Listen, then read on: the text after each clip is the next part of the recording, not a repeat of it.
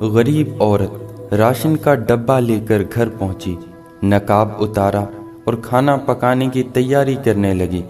بچے خاموشی سے دیکھ رہے تھے۔ بیٹی نے پوچھا، ماں یہ راشن کہاں سے ملا؟ ایک بڑے آدمی نے دیا ہے۔ بڑا آدمی؟ بیٹی نے چونک کر پوچھا۔ ہاں، بڑا آدمی، فوج، سپاہی، ادارے سب اس کے ماتحت ہیں۔ بیٹی حیرانی سے بولی، اتنے بڑے آدمی نے اتنا چھوٹا پیکٹ دیا؟ ماں نے اس بات میں سر ہلایا۔ ہاں بیٹا، صرف عہدہ بڑا تھا اس کا۔ بیٹی چپ ہو گئی، سوچتی رہی، پھر بولی، کسی کو پتہ تو نہیں چلا اماں کہ تم یہ خیرات کا راشن لائی ہو؟ ماں نے انکار میں سر ہلایا۔